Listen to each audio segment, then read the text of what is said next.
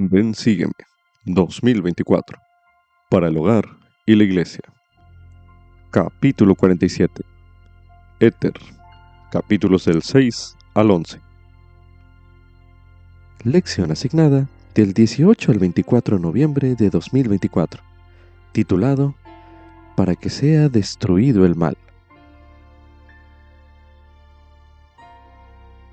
Cientos de años después de que los jareditas fueran destruidos, los nefitas descubrieron las ruinas de su antigua civilización. Entre ellas hallaron un registro misterioso, planchas de oro puro que estaban llenas de grabados, y los nefitas estaban deseosos en extremo de leerlo. Hoy en día, usted tiene la compilación de ese registro, que se llama el Libro de Éter. Cuando los nefitas lo leyeron, se llenaron de tristeza al enterarse de la trágica caída de los jareditas. No obstante, les proporcionó mucho conocimiento y en esto se regocijaron. Usted también encontrará momentos de tristeza en este libro, pero asimismo puede regocijarse en este don de conocimiento. Moroni escribió: Esta es la sabiduría de Dios, que se os muestren estas cosas, para que sea destruido el mal, y llegue el tiempo en que Satanás no tenga más poder en el corazón de los hijos de los hombres. Así lo declaró en Éter, en el capítulo 8, los versículos del 23 al 26. Como subtítulo: El Señor me guiará a lo largo de mi travesía terrenal. Esto es correspondiente a Éter, en el capítulo 6, los versículos del 1 al 12, los cuales se leerán a continuación. Y ahora yo, Moroni, procedo a dar la historia de Jared y su hermano. Porque sucedió que después que el Señor hubo preparado las piedras que el hermano de Jared había llevado al monte, el hermano de Jared descendió del monte y colocó las piedras en los barcos que se habían preparado, una en cada extremo, y he aquí dieron luz a los barcos. Y así hizo el Señor que las piedras brillaran en las tinieblas para dar luz a los hombres, mujeres y niños, a fin de que no atravesaran las grandes aguas en la oscuridad.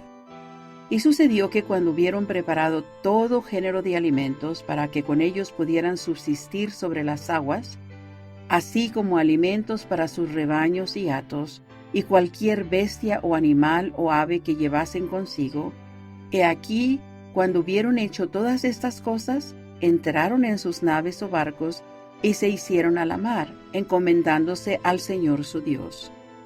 Y ocurrió que el Señor Dios hizo que soplara un viento furioso sobre la superficie de las aguas, hacia la tierra prometida.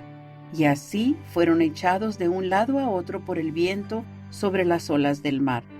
Y aconteció que muchas veces fueron sepultados en las profundidades del mar, a causa de las gigantescas olas que rompían sobre ellos, y también por las grandes y terribles tempestades causadas por la fuerza del viento.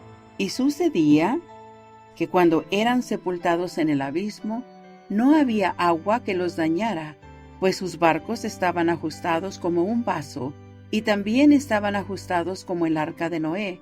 Por tanto, cuando los envolvían las muchas aguas, imploraban al Señor, y Él los sacaba otra vez a la superficie de las aguas. Y ocurrió que el viento no dejó de soplar hacia la tierra prometida mientras estuvieron sobre las aguas. Y de este modo fueron impelidos ante el viento. Y le cantaban alabanzas al Señor. Sí, el hermano de Jared le cantaba alabanzas al Señor, y le daba gracias y loor todo el día. Y cuando llegaba la noche, no cesaban de alabar al Señor. Y así fueron impulsados hacia adelante, y ningún monstruo del mar podía despedazarlos, ni ballena alguna podía hacerles daño, y tenían luz continuamente, así cuando se hallaban encima del agua, como cuando estaban debajo de ella. Y de este modo fueron impelidos sobre las aguas por 344 días, y desembarcaron en las playas de la tierra prometida. Y al pisar sus pies, las playas de la tierra prometida se postraron sobre la faz de la tierra y se humillaron ante el Señor, y vertieron lágrimas de gozo ante el Señor, por causa de la abundancia de sus tiernas misericordias sobre ellos.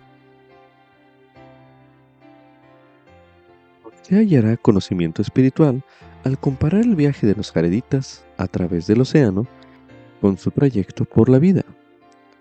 Por ejemplo, medite a continuación. ¿Qué ha proveído el Señor que ilumine su travesía de usted como las piedras en las embarcaciones jareditas? Medite brevemente.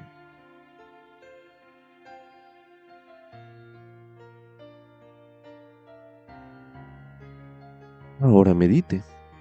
¿Qué podrían representar los barcos o los vientos que soplaban hacia la tierra prometida? Medite brevemente.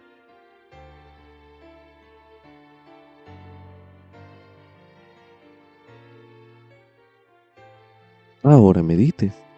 ¿Qué aprende usted de las acciones de los jareditas antes, durante y después del viaje? Medite nuevamente.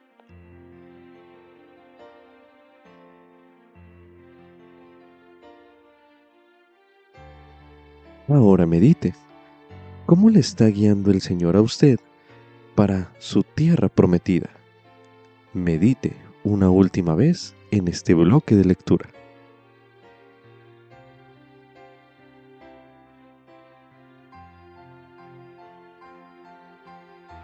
También se recomienda estudiar el mensaje El viento no dejó de soplar, por el elder Haroldo B. Cavalcante, de los 70. Mensaje pronunciado en la Conferencia General de octubre de 2024, el cual estudiaremos a continuación. En 2015, en el estado de Pernambuco, Brasil, 62 miembros de la Sociedad de Leyes J. Reuben Clark cooperaron con la Fiscalía del Estado para investigar las demandas legales de los residentes de 4 hogares de ancianos diferentes. Un sábado, esos abogados entrevistaron a más de 200 residentes durante 5 horas, uno por uno, los cuales habían sido olvidados por la sociedad. Durante las entrevistas descubrieron que se habían cometido varios delitos en contra de los residentes ancianos, tales como abandono, maltrato y apropiación indebida de sus bienes. Un pilar fundamental de esta sociedad jurídica es cuidar de los pobres y necesitados. 2 meses después, el fiscal presentó con éxito una demanda contra las partes responsables. La ayuda que brindan es un ejemplo perfecto de la enseñanza del rey Benjamín, de que cuando os halláis al servicio de vuestros semejantes, solo estáis al servicio de vuestro Dios. Una residente a quien entrevisté personalmente durante el proyecto Pro Bono era Lucia, una bondadosa mujer de 93 años. Agradecida por nuestro servicio, dijo bromeando, «Cásese conmigo». Le respondí sorprendido, «¿Ve a esa joven y hermosa mujer? Es mi esposa y es la fiscal del estado». Rápidamente respondió, «¿Y qué? Ella es joven, bonita y se puede casar fácilmente otra vez. Yo solo lo tengo a usted». No todos los problemas de aquellos maravillosos residentes se solucionaron ese día. Sin duda siguieron teniendo dificultades de vez en cuando, como los jareditas en sus barcos, en ese desafiante viaje a la tierra prometida, sepultados en las profundidades del mar a causa de las gigantescas olas que rompían sobre ellos. Pero aquel sábado, los residentes del hogar de ancianos supieron que sin importar su anonimato terrenal, un Padre Celestial los conoce personalmente y responde hasta la oración más simple.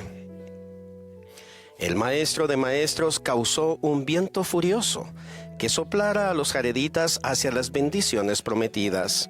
Asimismo, podemos decidir servir como una humilde ráfaga de viento en las manos del Señor. Así como el viento no dejó de soplar a los jareditas hacia la tierra prometida, podemos ayudar a otros a progresar en su viaje para recibir las bendiciones de Dios. Hace varios años, cuando mi querida esposa Chris y yo fuimos entrevistados para mi llamamiento de obispo, nuestro presidente de estaca me pidió que con oración considerara nombres para recomendar como consejeros. Después de oír los nombres que recomendé, dijo que yo debía saber algunas cosas acerca de uno de ellos. Primero, ese hermano no sabía leer. Segundo, no tenía auto para visitar a los miembros. Tercero, él siempre usaba lentes oscuros en la iglesia. A pesar de las inquietudes sinceras del presidente, sentí fuertemente que aún así debía recomendarlo como mi consejero, y el presidente de estaca me apoyó. El domingo que mis consejeros y yo fuimos sostenidos en la reunión sacramental, la sorpresa en el rostro de los miembros era evidente. Este querido hermano lentamente llegó al estrado, donde las luces se reflejaban intensamente en sus lentes oscuros. Cuando se sentó a mi lado le pregunté: «Hermano, ¿tiene problemas con la vista?» «No», dijo él. «Entonces, ¿por qué usa lentes oscuras en la iglesia?», le dije. «Amigo mío, los miembros necesitan ver sus ojos, y usted también debe poder verlos bien a ellos». En ese momento se sacó los lentes y nunca volvió a usarlos en la iglesia. Ese querido hermano sirvió a mi lado hasta que fui relevado como obispo, y hoy continúa sirviendo fielmente en la iglesia y es un ejemplo de dedicación y compromiso al Señor Jesucristo. Aún así, hace años, él era un desconocido con lentes oscuros, sentado y esencialmente olvidado en las bancas de la capilla. A menudo me pregunto cuántos fieles hermanos y hermanas se sientan hoy olvidados entre nosotros. Si somos muy conocidos u olvidados, aún así pasaremos por pruebas. Al acudir al Salvador, Él puede consagrar nuestras aflicciones para nuestro provecho y ayudarnos a responder ante las pruebas de una forma que facilite nuestro progreso espiritual. Ya sea para un residente de un hogar de ancianos, un miembro de la iglesia a quien juzgamos mal o a cualquier otro, podemos ser el viento que no dejó de soplar, brindando esperanza y guiando a los demás a la senda de los convenios. Nuestro amado profeta, el presidente Russell M. Nelson, extendió una emocionante e inspiradora invitación a los jóvenes. Hoy reafirmo enfáticamente que el Señor ha pedido a cada hombre joven digno y capaz que se prepare para la misión y sirva en ella. Para los hombres jóvenes santos de los últimos días, el servicio misional es una responsabilidad del sacerdocio.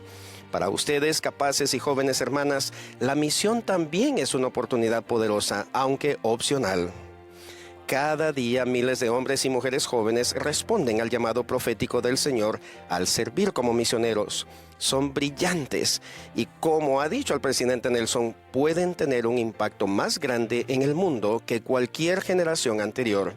Por supuesto, eso no significa que serán la mejor versión de sí mismos al poner pie en el centro de capacitación misional. En lugar de eso, podrían sentirse como Nefi, guiados por el Espíritu sin saber de antemano lo que deben hacer. No obstante, siguieron adelante. Tal vez se sientan inseguros como Jeremías y querrán decir: «No sé hablar, porque soy niño». Incluso hasta podrían ver sus debilidades y desearan exclamar como Moisés: «Ay, Señor, yo no soy hombre de fácil palabra porque soy tardo en el habla y torpe de lengua». Si alguno de ustedes, amados y poderosos hombres y mujeres jóvenes, piensa algo así en este momento, recuerden lo que el Señor ha respondido: «No digas soy niño, porque a todo lo que te envíe irás tú». Y Él promete: «Ahora pues, ve, que yo estaré en tu boca y te enseñaré lo que has de decir». La transformación de su ser natural a ser espiritual ocurrirá línea por línea, precepto por precepto, si se esmeran seriamente por servir a Jesucristo en la misión con el arrepentimiento diario, la fe, la obediencia exacta y el trabajo arduo, para encontrar constantemente, enseñar el arrepentimiento y bautizar a los conversos. Aunque portan su nombre en una placa, a veces pueden sentirse ignorados u olvidados. Sin embargo, deben saber que tienen un Padre Celestial perfecto que los conoce personalmente y un Salvador que los ama. Tendrán también líderes de misión quienes, a pesar de sus imperfecciones, les servirán a ustedes como el viento que no dejó de soplar al guiarlos a lo largo del trayecto de su conversión personal. En la tierra que fluye leche y miel, donde servirán en su misión, renacerán espiritualmente y llegarán a ser discípulos de Jesucristo de por vida. Al acercarse a Él, podrán llegar a saber que ustedes nunca son olvidados. Aunque algunos puedan esperar por mucho tiempo para recibir alivio, porque no tienen a nadie que pueda ayudar, el Señor Jesucristo nos ha enseñado que jamás Él ha olvidado a alguien. Por el contrario, Él fue un ejemplo perfecto de buscar al indicado en todo momento de su ministerio terrenal. Cada uno de nosotros y aquellos que nos rodean enfrenta su propia tormenta de oposición y las olas de pruebas que nos sumergen a diario. Pero el viento no dejó de soplar hacia la tierra prometida, y de este modo seremos impelidos ante el viento.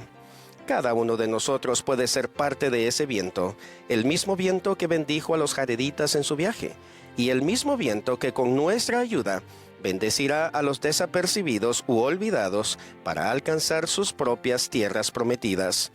Testifico que Jesucristo es nuestro abogado ante el Padre. Él es un Dios viviente y actúa como un viento fuerte que siempre nos guiará a lo largo de la senda de los convenios. En el nombre de Jesucristo. Amén.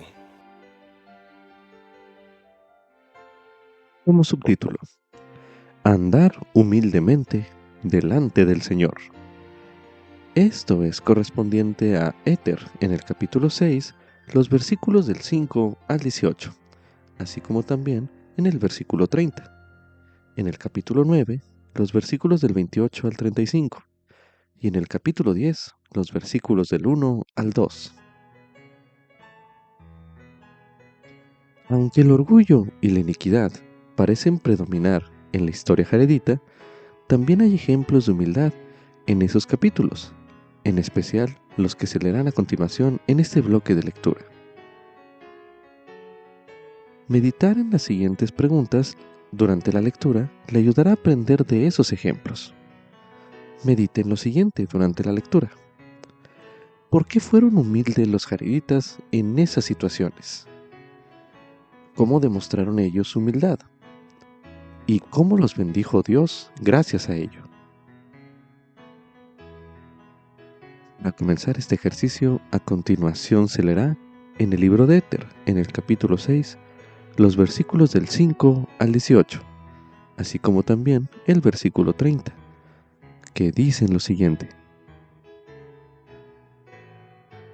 Y ocurrió que el Señor Dios hizo que soplara un viento furioso sobre la superficie de las aguas, hacia la tierra prometida, y así fueron echados de un lado a otro por el viento sobre las olas del mar.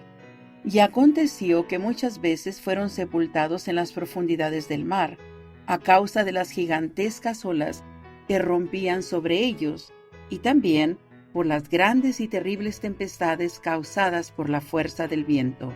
Y sucedía que cuando eran sepultados en el abismo, no había agua que los dañara, pues sus barcos estaban ajustados como un vaso, y también estaban ajustados como el arca de Noé.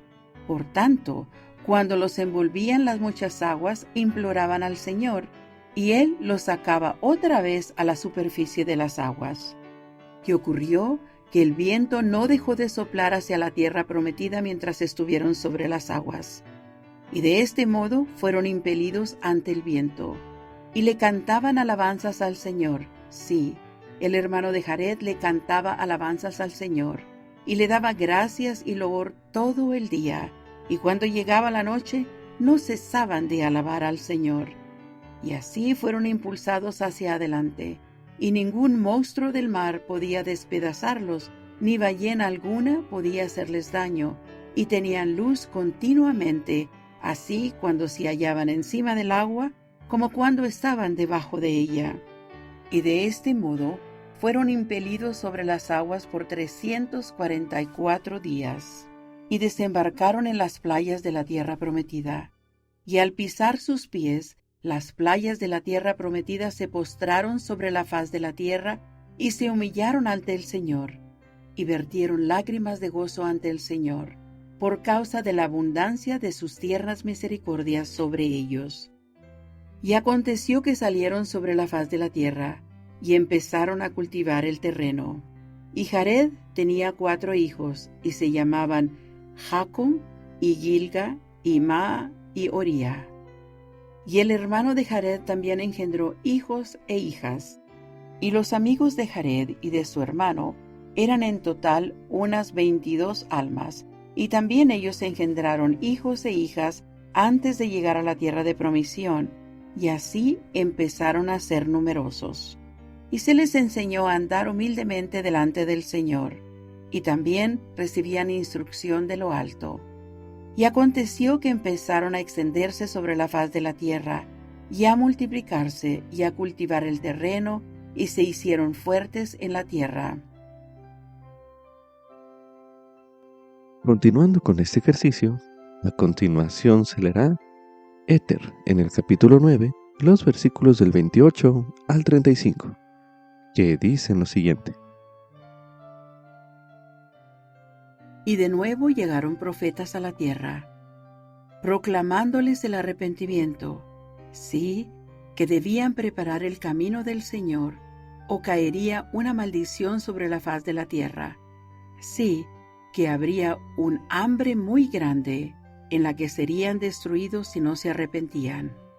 Pero el pueblo no creyó en las palabras de los profetas, sino que los echaron fuera, y arrojaron a algunos en fosos, y los dejaron para que muriesen.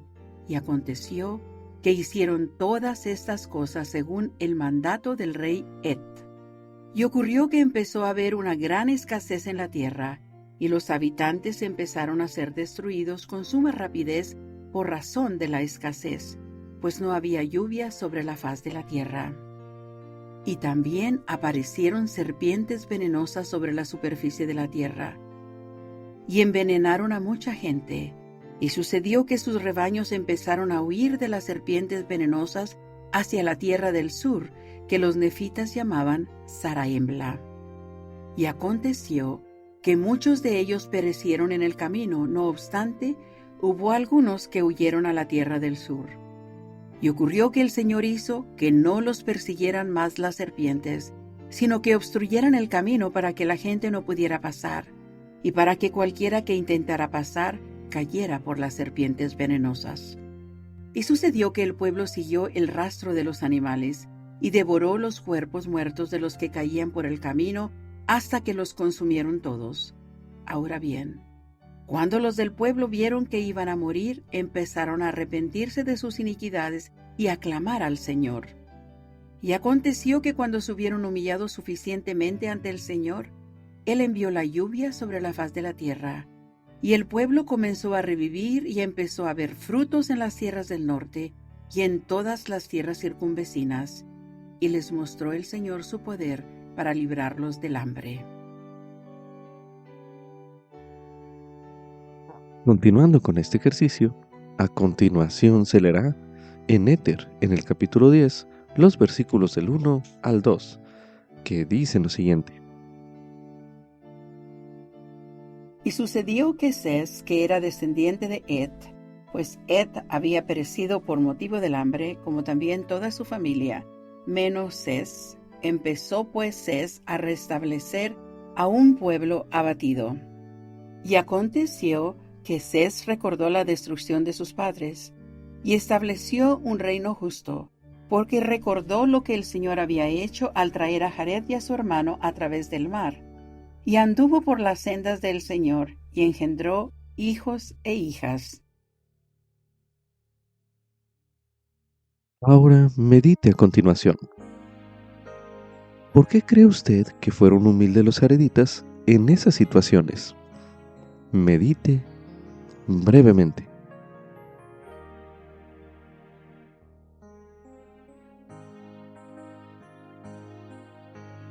Ahora medite. ¿Cómo demostraron los jareditas su humildad? Medite nuevamente.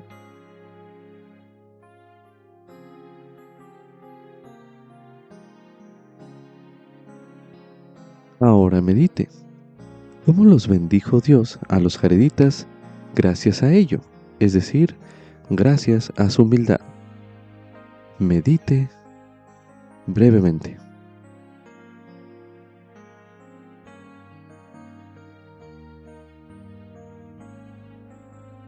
A continuación, se le invita a considerar lo que usted puede hacer para andar humildemente delante del Señor de forma voluntaria, en lugar de verse obligado a ser humilde.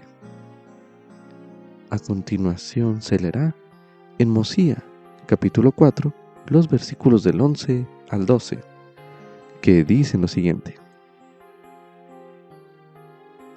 Y otra vez os digo, según dije antes, que así como habéis llegado al conocimiento de la gloria de Dios, o si habéis sabido de su bondad y probado su amor, y habéis recibido la remisión de vuestros pecados, lo que ocasiona tan inmenso gozo en vuestras almas, así quisiera que recordaseis y retuvieseis siempre en vuestra memoria la grandeza de Dios y vuestra propia nulidad, y su bondad y longanimidad para con vosotros, indignas criaturas, y os humillaseis aún en las profundidades de la humildad, invocando el nombre del Señor diariamente y permaneciendo firmes en la fe de lo que está por venir, que fue anunciado por boca del ángel. Y he aquí, os digo que si hacéis esto, siempre os regocijaréis y seréis llenos del amor de Dios, y siempre retendréis en la remisión de vuestros pecados, y aumentaréis en el conocimiento de la gloria de aquel que os creó, o sea, en el conocimiento de lo que es justo y verdadero. Ahora leeremos en el libro de Alma, en el capítulo 32, los versículos del 14 al 18, que dicen lo siguiente. Y como ya os he dicho, que por haber sido obligados a ser humildes fuisteis bendecidos, ¿no suponéis que son más bendecidos aún aquellos que se humillan verdaderamente a causa de la palabra? Sí, el que verdaderamente se humille y se arrepienta de sus pecados y persevere hasta el fin, será bendecido. Sí, bendecido mucho más que aquellos que se ven obligados a ser humildes por causa de su extrema pobreza. Por tanto, benditos son aquellos que se humillan sin verse obligados a ser humildes. O más bien, en otras palabras, bendito es el que cree en la palabra de Dios y es bautizado sin obstinación de corazón. Sí, sin habérsele llevado a conocer la palabra o siquiera compelido a saber antes de creer. Sí, hay muchos que dicen, si nos muestras una señal del cielo de seguro luego sabremos y entonces creeremos. Ahora yo os pregunto, ¿es fe esto? He aquí, os digo que no, porque si un hombre sabe una cosa, no tiene necesidad de creer, porque la sabe. También se recomienda estudiar el mensaje Haz justicia, ama la misericordia y humíllate para andar con Dios, por el elder Dale G. Renlund, del Quórum de los 12 Apóstoles. Mensaje pronunciado en la Conferencia General de octubre de 2020, el cual estudiaremos a continuación. Como seguidores de Jesucristo y como santos de los últimos días nos esforzamos y se nos insta a esforzarnos a actuar mejor y ser mejores. Tal vez se hayan preguntado como yo, ¿estoy haciendo lo suficiente? ¿Qué más debería estar haciendo? ¿O cómo puedo yo, siendo una persona con defectos, reunir los requisitos para morar con Dios en un estado de interminable felicidad? El profeta Miqueas del Antiguo Testamento formuló la pregunta de esta manera: ¿con qué me presentaré ante Jehová y adoraré a Dios Altísimo? Miqueas se preguntaba satíricamente si acaso las ofrendas exorbitantes podrían bastar para compensar el pecado, diciendo: ¿se agradará a Jehová de millares de carneros o de 10,000 arroyos de aceite? ¿Daré mi primogénito por el pecado de mi alma? La respuesta es no. Las buenas obras no son suficientes. La salvación no se gana. Ni siquiera los vastos sacrificios que Miqueas sabía que eran imposibles pueden redimir el menor de los pecados. Si dependiéramos solamente de nuestros medios, la perspectiva de volver a vivir en la presencia de Dios carecería de esperanza. Sin las bendiciones que provienen del Padre Celestial y de Jesucristo, nunca podremos hacer lo suficiente, ni ser lo suficientemente buenos aptos por nuestra propia cuenta. Sin embargo, la buena noticia es que a causa de Jesucristo y a través de Él, podemos llegar a ser lo suficientemente aptos. Todas las personas serán salvas de la muerte física por la gracia de Dios por medio de la muerte y la resurrección de Jesucristo. Si volvemos nuestros corazones a Dios, la salvación de la muerte espiritual está a disposición de todos mediante la expiación de Jesucristo y la obediencia a las leyes y ordenanzas del Evangelio. Podemos ser redimidos del pecado para comparecer limpios y puros ante Dios. Tal como explicó Miqueas, «Oh hombre, Dios te ha declarado lo que es bueno y lo que pide Jehová de ti, solamente hacer justicia, amar la misericordia y humillarte para andar con Dios». La instrucción de Miqueas sobre cómo volver el corazón a Dios y cómo reunir los requisitos para la salvación contienen 3 elementos relacionados entre sí. Hacer justicia significa actuar de manera honorable con Dios y con otras personas. Actuamos honorablemente con Dios al humillarnos para andar con Él. Actuamos honorablemente con los demás al amar la misericordia. Hacer justicia es, por lo tanto, la aplicación práctica de los 2 grandes mandamientos. Amarás al Señor tu Dios con todo tu corazón y con toda tu alma y con toda tu mente, y amarás a tu prójimo como a ti mismo. Hacer justicia y humillarnos para andar con Dios es retraer deliberadamente nuestra mano de la maldad, andar en sus estatutos y actuar y permanecer verdaderamente fieles. La persona justa se aparta del pecado y se vuelve hacia Dios, hace convenios con Él y guarda esos convenios. La persona justa elige cumplir los mandamientos de Dios, se arrepiente cuando falla y sigue intentándolo. Cuando el Cristo resucitado visitó a los nefitas, les explicó que la ley de Moisés había sido reemplazada por una ley mayor. Les indicó que no ofrecieran sacrificios ni holocaustos, sino que ofrecieran un corazón quebrantado y un espíritu contrito. Prometió además, y al que venga a mí con un corazón quebrantado y un espíritu contrito, lo bautizaré con fuego y con el Espíritu Santo. Cuando recibimos y utilizamos el don del Espíritu Santo después del bautismo, podemos disfrutar de la compañía constante de Él. Y se nos enseña todas las cosas que debemos hacer, incluyendo cómo humillarnos para andar con Dios. El sacrificio de Jesucristo por el pecado y la salvación y de la muerte espiritual están disponibles para todos los que tengan un corazón quebrantado y un espíritu contrito. El corazón quebrantado y el espíritu contrito nos inspiran a arrepentirnos con gozo y a intentar ser más como nuestro Padre Celestial y Jesucristo. Al hacerlo, recibimos el poder purificador y sanador y fortalecedor del Salvador. No solo hacemos justicia y nos humillamos para andar con Dios, también aprendemos a amar la misericordia del modo en que lo hacen el Padre Celestial y Jesucristo. Dios se deleita en la misericordia y no evita su uso. En palabras de Miqueas, ¿qué Dios hay como tú que perdona la iniquidad y que volverá a tener misericordia de nosotros y echará en lo profundo del mar todos nuestros pecados? Amar la misericordia tal como Dios lo hace está ligado inseparablemente a actuar de acuerdo con la verdad con los demás y no maltratarlos. La importancia de no maltratar a los demás se recalca en la anécdota sobre Gilel el anciano, un erudito judío que vivió en el siglo I a.C. Uno de los alumnos de Gilel estaba exasperado por la complejidad de la Torá, los 5 libros de Moisés y con sus 613 mandamientos, más los escritos rabínicos relacionados con ellos. El alumno retó a Gilel a explicar la Torá, solo durante el lapso de tiempo en que pudiera permanecer parado en un pie. Puede que Gilel no tuviera mucho equilibrio, pero aceptó el desafío. Citó Levítico diciendo, «No te vengarás, ni guardarás rencor a los hijos de tu pueblo, sino que amarás a tu prójimo como a ti mismo». Enseguida Gilel concluyó rápidamente, «Lo que es odioso para ti, no lo hagas al prójimo. Esa es la Torá completa. El resto es la explicación. Ve y aprende. Tratar siempre a los demás de manera honorable es parte de amar la misericordia. Consideren una conversación que escuché hace décadas en un servicio de urgencia del hospital Johns Hopkins en Baltimore, Maryland, en Estados Unidos.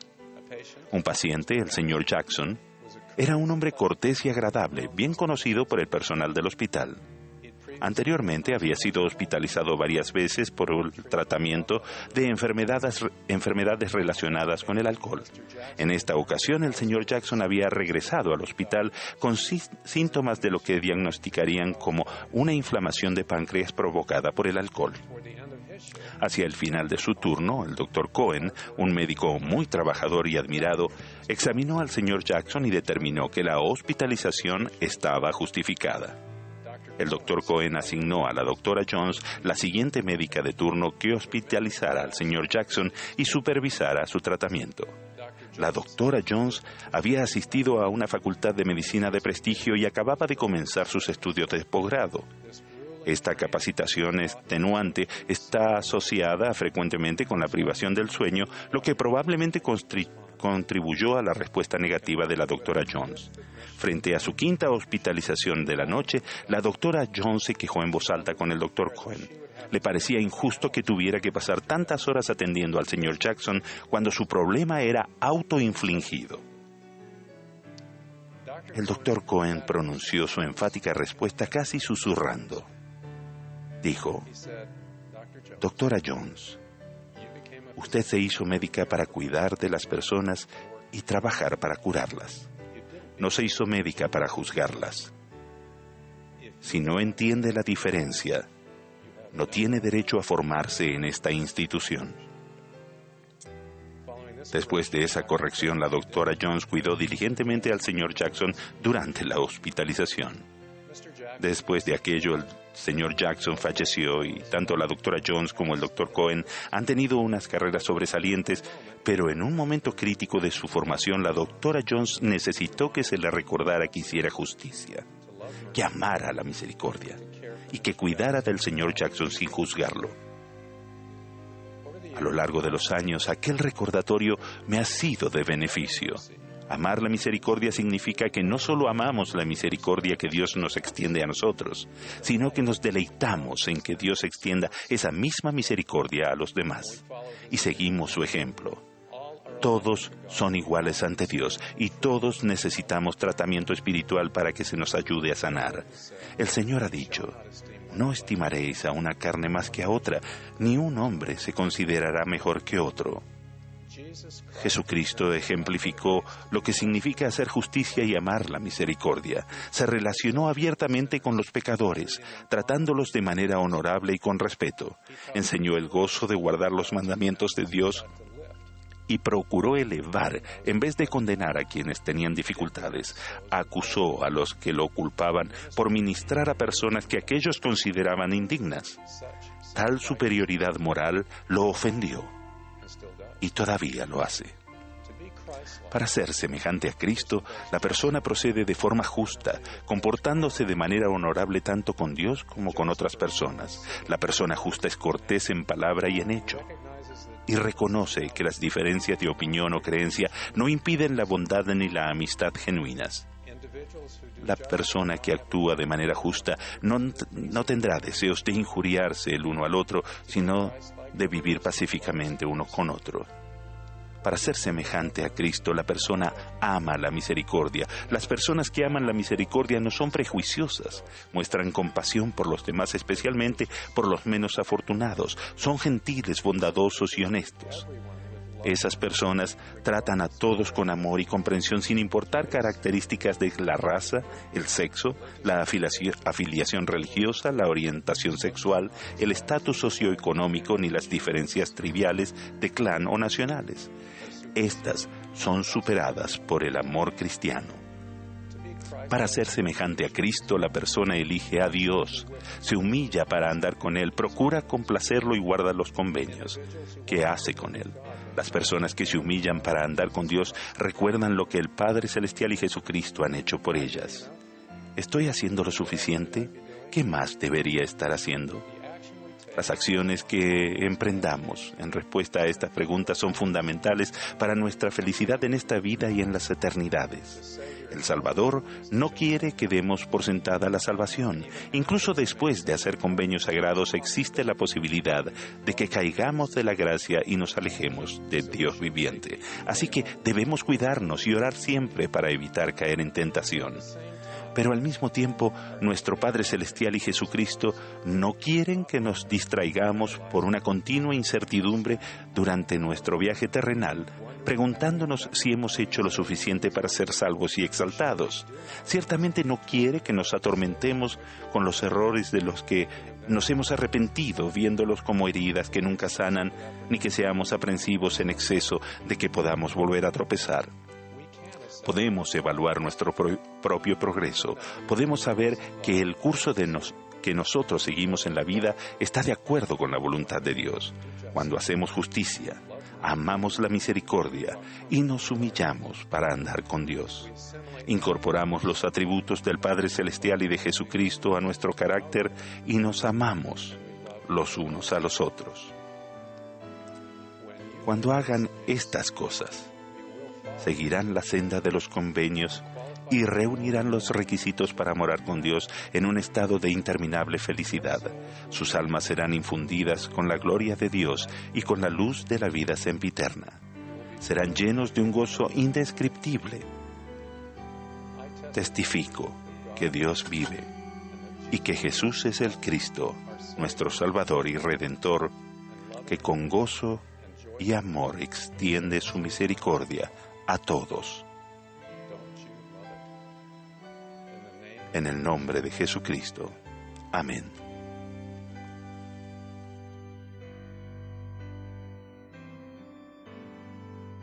Como subtítulo: ¿puedo llegar a ser un líder semejante a Cristo? Esto es correspondiente a Éter, los capítulos del 7 al 11. Los capítulos del 7 al 11 del libro de Éter abarcan al menos 28 generaciones. Aunque se pueden dar pocos detalles en tan poco espacio, enseguida se aprecia un patrón en cuanto a las consecuencias de los líderes rectos y los inicuos. Conforme se vaya a leer acerca de cada uno de estos líderes, medite qué aprende usted sobre liderazgo por medio del ejemplo, tanto negativo como positivo, de los líderes que se mencionan a continuación. A continuación se leerá acerca de Oría, y para ello se leerá en Éter, en el capítulo 6, el versículo 30, y en el capítulo 7, el versículo 1, que dice lo siguiente: Y aconteció que Oría anduvo humildemente delante del Señor, y tuvo presente cuán grandes cosas el Señor había hecho por su padre, y también enseñó a su pueblo cuán grandes cosas el Señor había hecho por sus padres. Y ocurrió que Oría juzgó sobre la tierra con rectitud todos sus días, y fueron muchos. A continuación leeremos acerca del rey Shule. Para ello se leerá en Éter, en el capítulo 7, los versículos del 23 al 27, que dicen lo siguiente: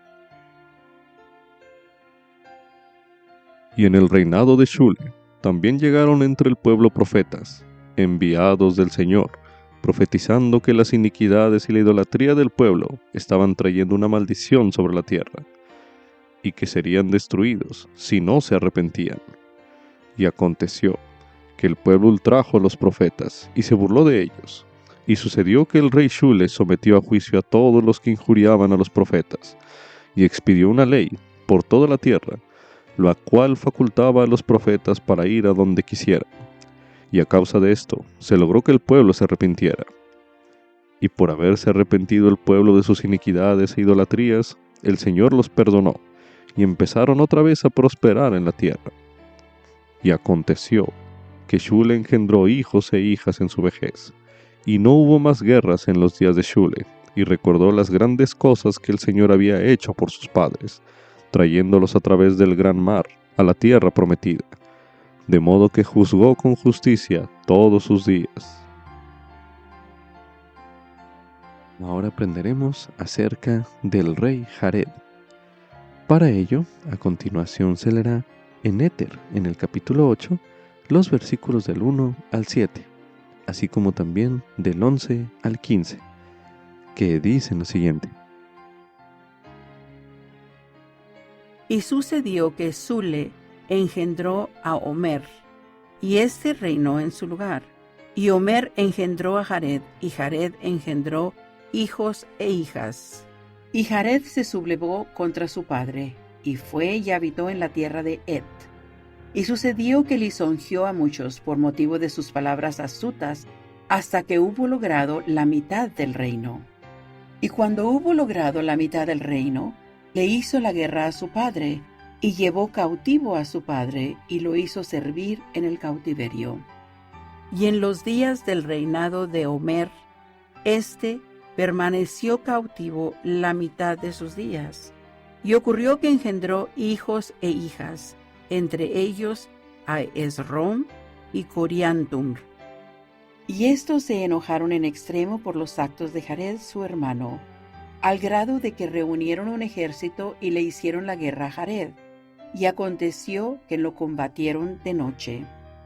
Y sucedió que cuando hubieron destruido al ejército de Jared, estaban a punto de matarlo a él también, y les suplicó que no lo mataran, y que él entregaría el reino a su padre. Y sucedió que le perdonaron la vida. Y Jared se apesadumbró en gran manera por causa de la pérdida del reino, porque tenía puesto el corazón en el reino y en la gloria del mundo. Y Omer era amigo de Aquís. Por tanto, cuando Jared hubo mandado llamar a Aquís, la hija de Jared bailó delante de él, y le agradó, de tal modo que la deseó por esposa.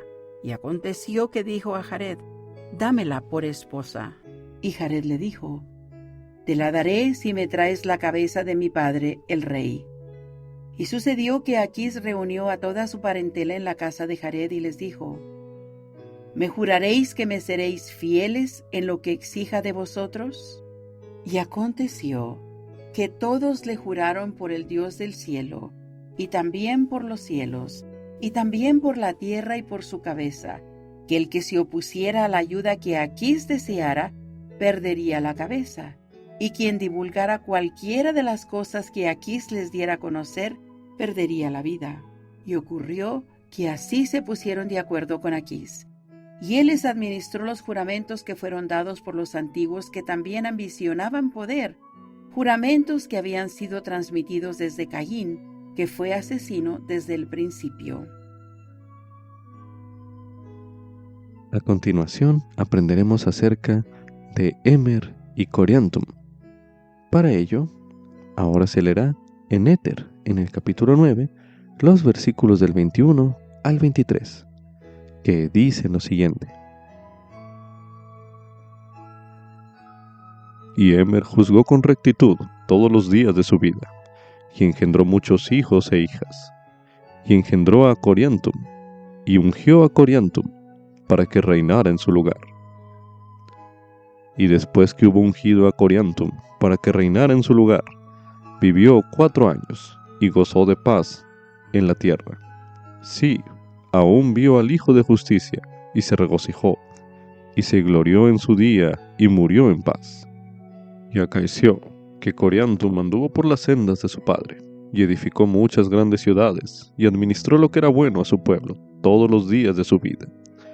Y sucedió que no tuvo hijos, sino hasta una edad muy avanzada.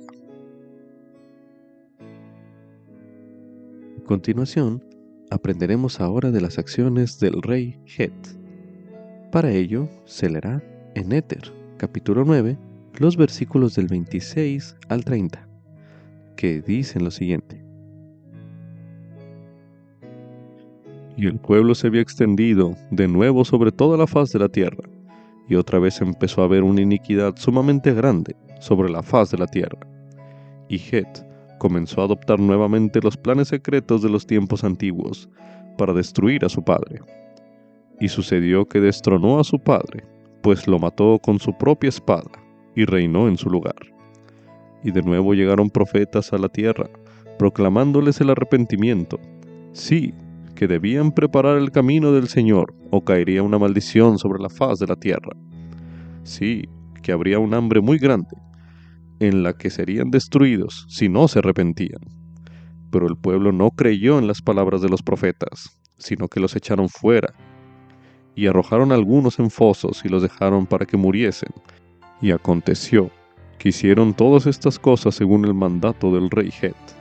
Y ocurrió que empezó a haber una gran escasez en la tierra, y los habitantes empezaron a ser destruidos con suma rapidez por razón de la escasez, pues no había lluvia sobre la faz de la tierra. A continuación aprenderemos de las acciones del rey Shes. Para ello se leerá en Éter, en el capítulo 10, los versículos del 1 al 2, que dicen lo siguiente. Y sucedió que Shes, que era descendiente de Het, pues Het había perecido por motivo del hambre, como también toda su familia menos Shes. Empezó pues Shes a restablecer a un pueblo abatido.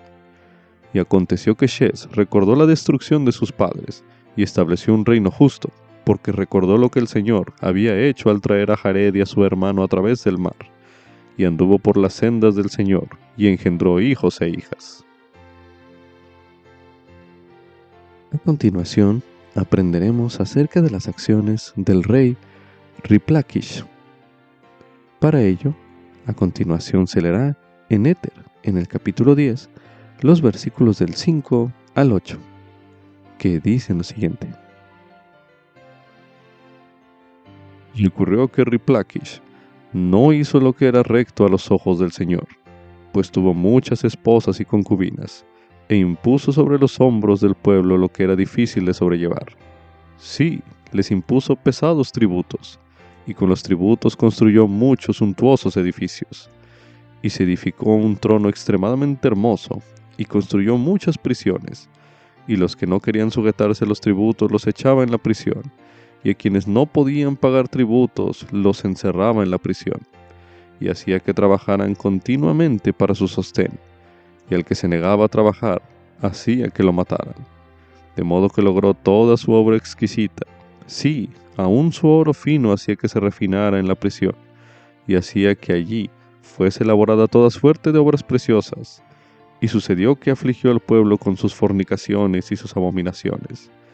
Y cuando hubo reinado por el espacio de 42 años, el pueblo se levantó en rebelión en contra de él, y empezó a haber guerra otra vez en la tierra, al grado de que mataron a Riplakish y echaron a sus descendientes de la tierra. A continuación, aprenderemos acerca de la historia del rey Moriantón. Para ello, se leerá en Éter, en el capítulo 10, los versículos del 9 al 11, que dicen lo siguiente. Y sucedió que después del transcurso de muchos años, Moriantón, que era descendiente de Riplakish, reunió un ejército de desterrados, y fue e hizo la guerra al pueblo, y se apoderó de muchas ciudades, y la guerra se agravó muchísimo, y duró por el espacio de muchos años, y él logró subyugar a toda la tierra, y se estableció como rey de toda la tierra. Y después de haberse establecido como rey, aligeró las cargas del pueblo, con lo cual se atrajo la simpatía del pueblo, y lo ungieron para que fuera su rey. Y obró rectamente con el pueblo, mas no consigo mismo, por motivo de sus muchas fornicaciones. Por consiguiente, fue desechado de la presencia del Señor. A continuación, aprenderemos acerca de la historia del rey Lib. Para ello, se leerá en Éter, en el capítulo 10, los versículos del 19 al 28, que dicen lo siguiente. Y aconteció que Lib también hizo lo que era recto a los ojos del Señor, y en los días de Lib fueron destruidas las serpientes venenosas, de modo que fueron a la tierra del sur con objeto de procurar alimento para la gente del país, porque la región abundaba en animales del bosque, y el mismo Lib llegó a ser gran cazador, y construyeron una ciudad grande, cerca de la estrecha lengua de tierra, cerca del paraje donde el mar divide la tierra. Y reservaron la tierra del sur como despoblado para la caza, y toda la faz de la tierra del norte se hallaba cubierta de habitantes, y eran sumamente industriosos, y compraban y vendían y traficaban unos con otros, a fin de sacar ganancia.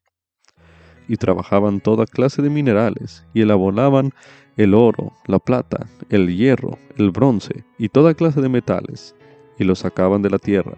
Por tanto, levantaron inmensos montones de tierra para obtener minerales de oro y de plata y de hierro y de cobre, e hicieron toda clase de obras finas.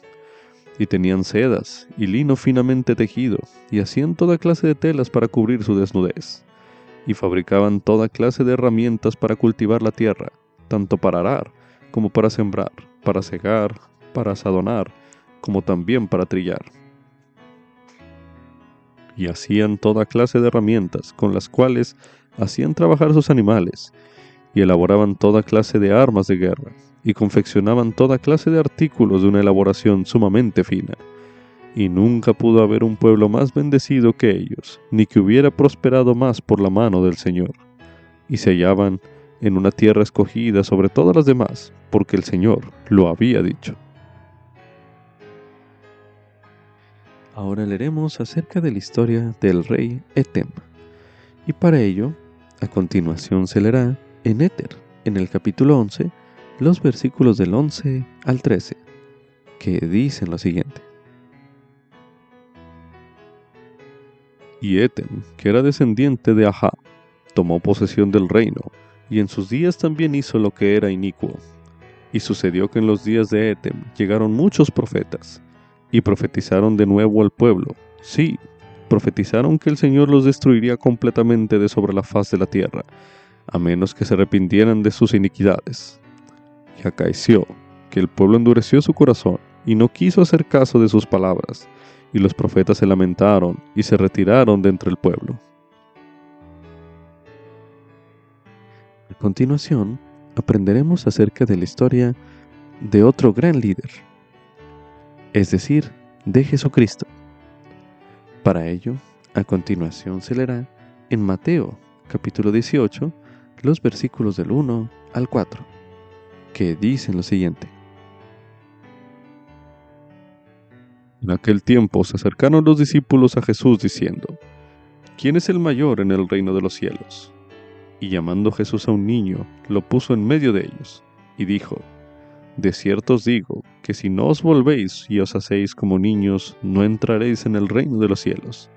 Así que, cualquiera que se humille como este niño, ese es el mayor en el reino de los cielos. Ahora leeremos en Mateo, en el capítulo 20, los versículos del 20 al 28, que dicen lo siguiente. Entonces se acercó a él la madre de los hijos de Zebedeo, con sus hijos, postrándose ante él y pidiéndole algo. Y él le dijo, ¿qué quieres? Ella le dijo, ordena que se sienten estos dos hijos míos, el uno a tu derecha y el otro a tu izquierda en tu reino. Entonces Jesús respondiendo dijo, no sabéis lo que pedís.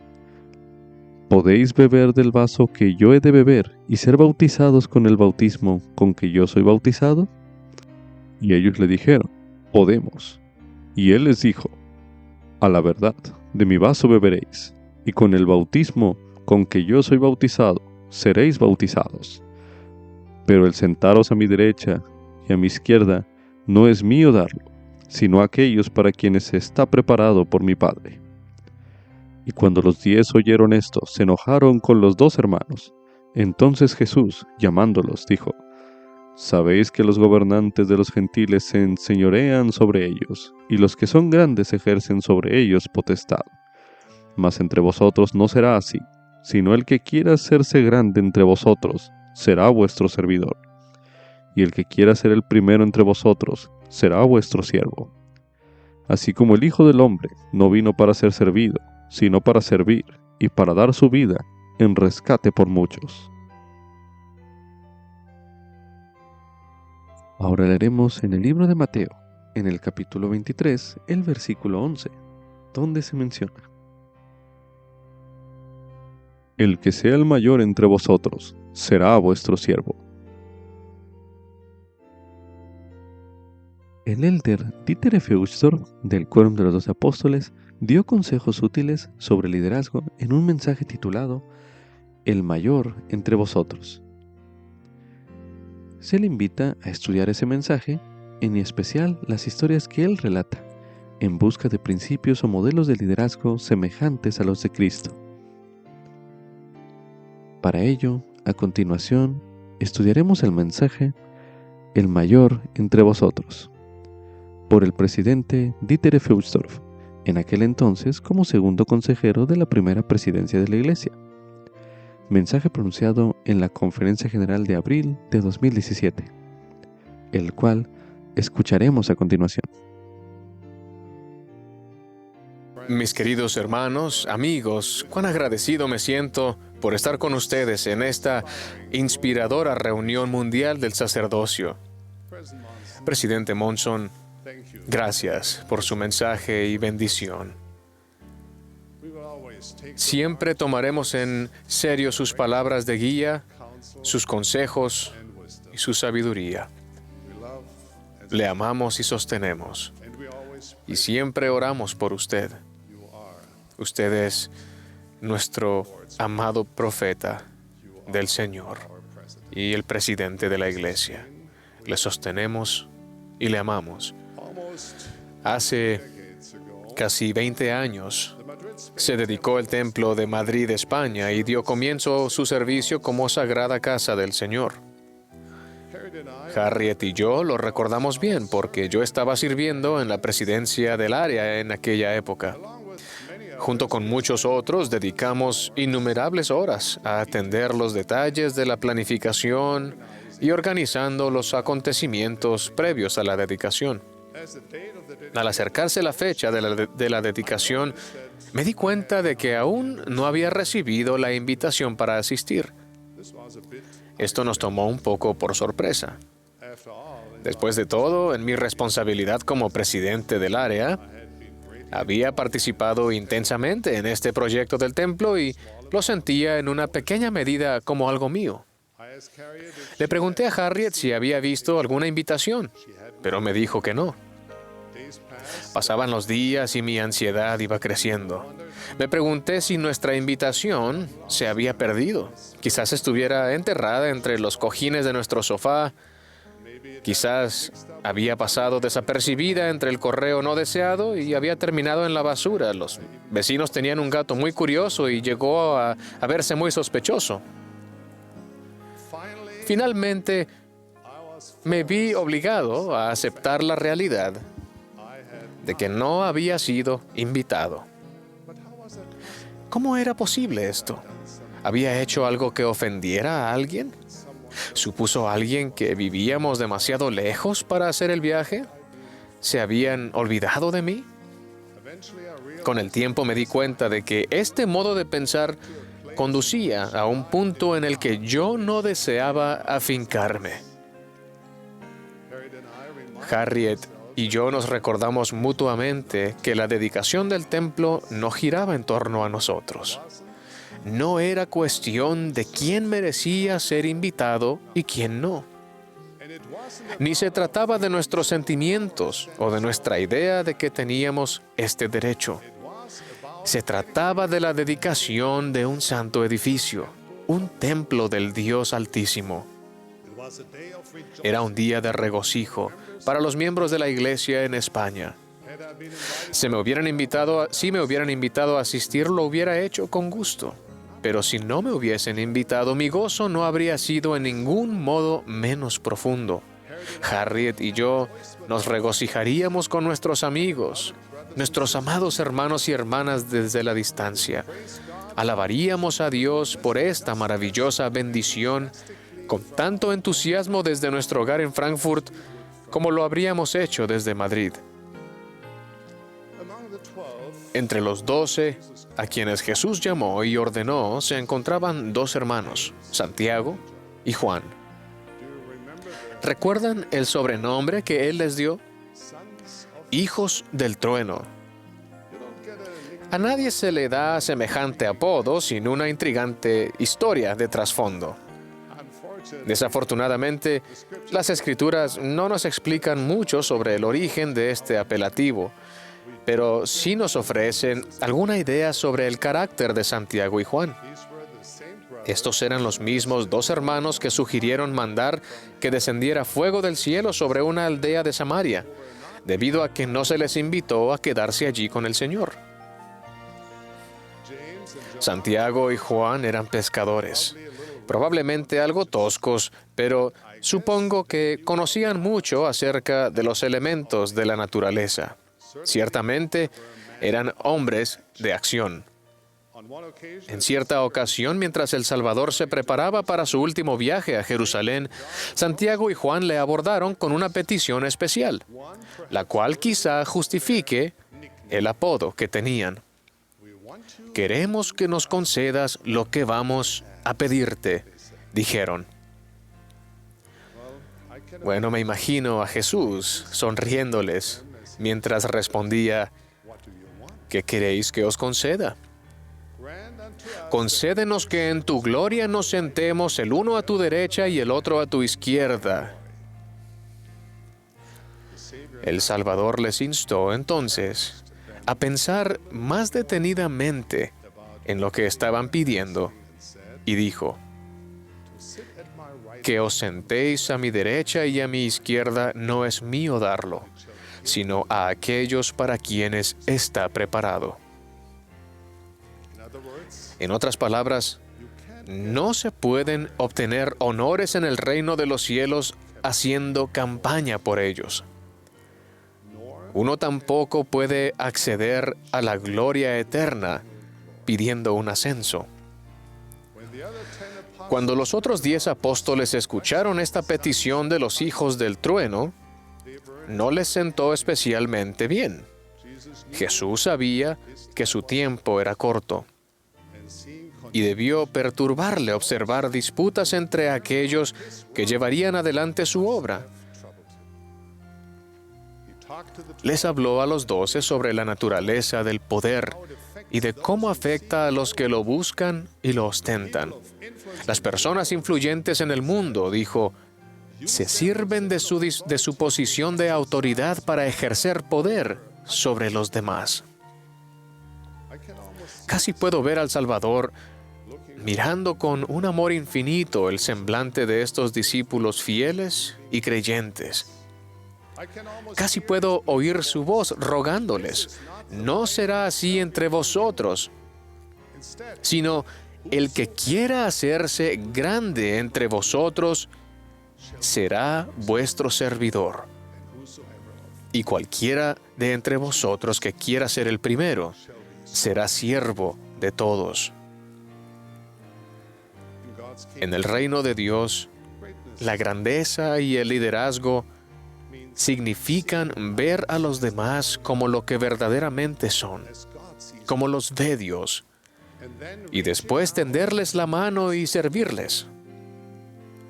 Significa regocijarnos con los que están felices, llorar con los que están apenados, elevar a los afligidos y amar a nuestros semejantes como Cristo nos ama. El Salvador ama a todos los hijos de Dios independientemente de sus circunstancias socioeconómicas, raza, idioma, orientación política o nacionalidad, cualquier otro grupo. Nosotros deberíamos hacer lo mismo. La mayor recompensa de Dios se destina a los que prestan servicio sin esperar recompensa. Se destina a los que sirven sin hacer alardes, a los que en silencio van buscando maneras de ayudar a los demás. Aquellos que sirven a los demás simplemente porque aman a Dios y a sus hijos. Poco después de ser llamado como autoridad general, tuve el privilegio de acompañar al presidente Faust para la reorganización de una estaca. Mientras manejaba el auto hacia nuestra asignación en la bella región del sur de Utah, el presidente Faust tuvo la amabilidad de aprovechar el tiempo para instruirme y enseñarme. Hay una lección que nunca olvidaré, dijo él. Los miembros de la iglesia son muy corteses con las autoridades generales. Nos tratarán muy amablemente y dirán cosas agradables de nosotros. Entonces hizo una pausa breve y dijo, Dieter, esté siempre agradecido por esto, pero que nunca se le suba a la cabeza.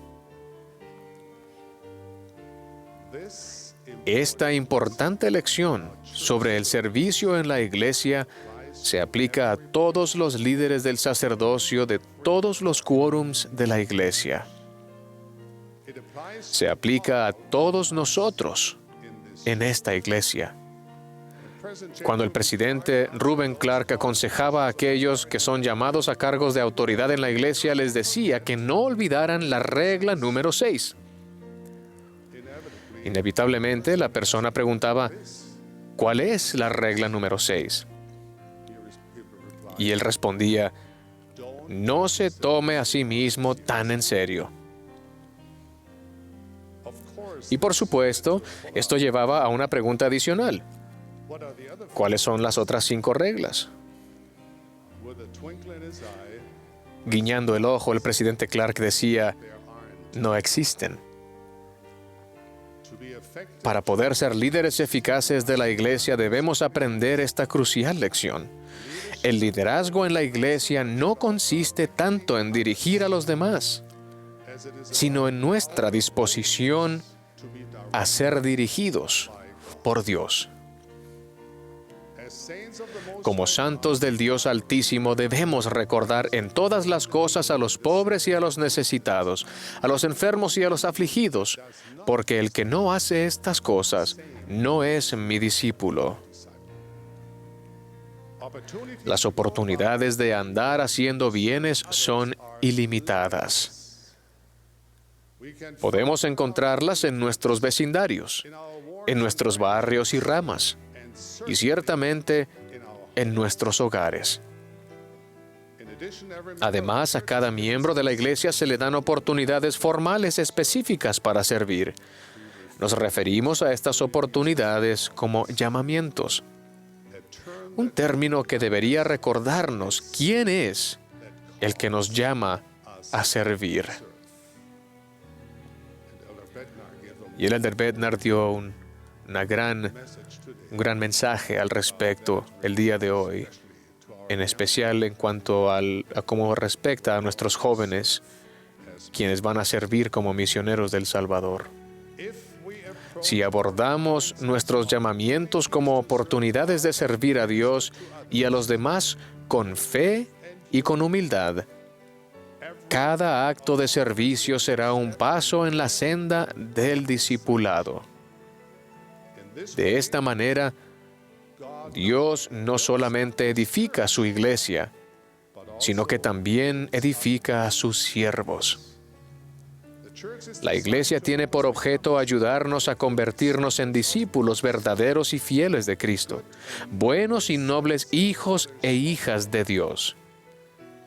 Esto sucede no solamente cuando vamos a reuniones y escuchamos discursos, sino cuando nos volcamos más allá de nosotros mismos y servimos. Así es como llegamos a ser grandes en el reino de Dios. Aceptamos los llamamientos con gracia, humildad y gratitud. Cuando somos relevados de ellos, aceptamos el cambio con la misma gracia, con la misma humildad y la misma gratitud. A los ojos de Dios, no existe ningún llamamiento en el reino que sea más importante que otro.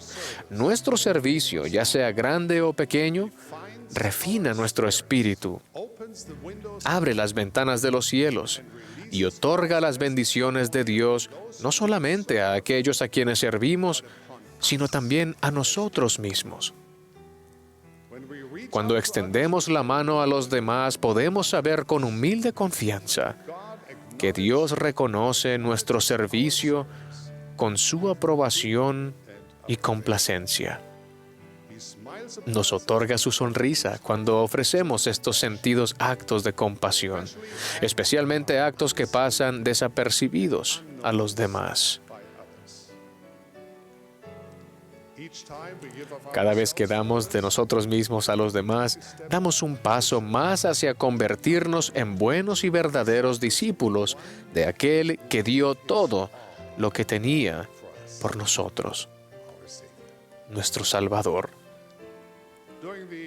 Durante el 150 aniversario de la llegada de los pioneros al Valle del Lago Salado, el hermano Myron Richins estaba sirviendo como presidente de estaca en Jennifer, Utah. En la celebración se incluía una recreación del paso de los pioneros por esta población. El presidente Richins participó plenamente en los planes de la celebración y asistió a muchas reuniones con autoridades generales y otras personas para tratar los acontecimientos. Estaba totalmente involucrado. Justo antes de la celebración en sí, se reorganizó la estaca del presidente Richins y fue relevado como presidente. Unos domingos después, se encontraba presente en la reunión del sacerdocio de su barrio cuando los líderes pidieron voluntarios para ayudar en la celebración.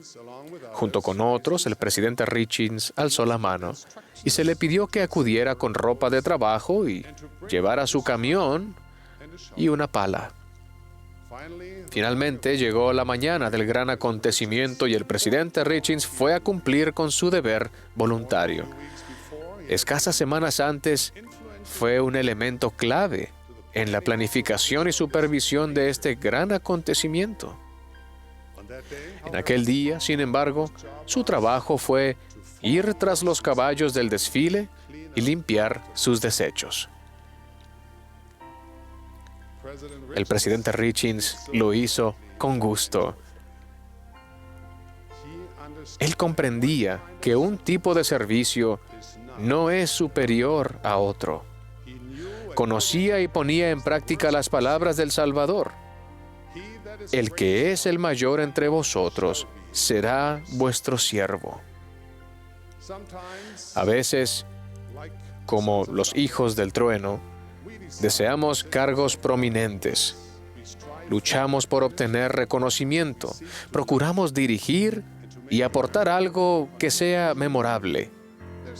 No hay nada de malo en desear servir al Señor, pero cuando procuramos obtener influencia en la iglesia para nuestros fines, con el fin de recibir las alabanzas y la admiración de los hombres, ya tenemos nuestra recompensa.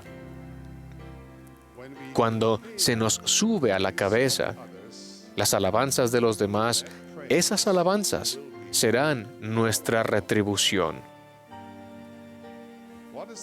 ¿Cuál es el llamamiento más importante en la iglesia? Es el que tienen en este momento. Independientemente de lo humilde o prominente que parezca ser, el llamamiento que tienen ahora mismo es el que les permitirá no solamente elevar a los demás, sino también convertirse en el hombre de Dios que fueron creados para llegar a ser. Mis queridos amigos y hermanos en el sacerdocio, impulsen desde donde estén. Pablo enseñó a los filipenses: nada hagáis por contienda o por vanagloria, antes bien, con humildad, estimando cada uno a los demás como superiores a sí mismo. El buscar honor y celebridad en la iglesia a costa del servicio verdadero y humilde a los demás equivale al trueque de Esaú. Quizá recibamos una recompensa terrestre, pero acarrea un enorme costo: la pérdida de la aprobación celestial. Sigamos el ejemplo de nuestro Salvador, quien era manso y humilde, quien no buscó las alabanzas del hombre, sino hacer la voluntad de su Padre. Sirvamos humildemente a los demás con energía, con gratitud y con honor. Aunque nuestros actos de servicio puedan parecer humildes, modestos o de poco valor, los que extienden la mano con bondad y compasión a los demás, algún día conocerán el valor de su servicio mediante la gracia eterna y bendita del Dios Todopoderoso. Mis queridos hermanos y amigos, ruego que meditemos, comprendamos y vivamos esta lección primordial de gobierno del sacerdocio.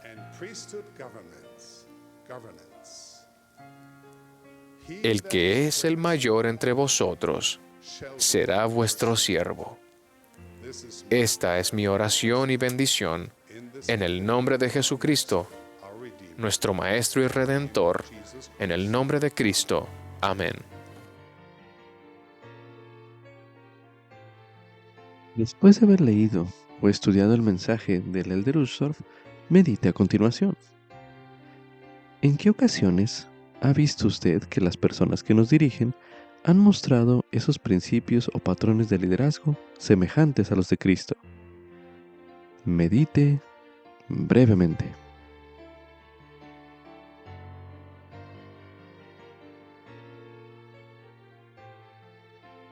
Al meditar usted en lo que ha aprendido, piense en las oportunidades que tenga de liderar o de influir en otras personas, ya sea en el hogar, en la comunidad o en su llamamiento en la iglesia, etc. Y medite a continuación. ¿Cómo puede usted desarrollar las cualidades de liderazgo semejantes a las de Cristo, aunque no tenga una asignación específica de liderazgo? Medite una última vez en este bloque de lectura.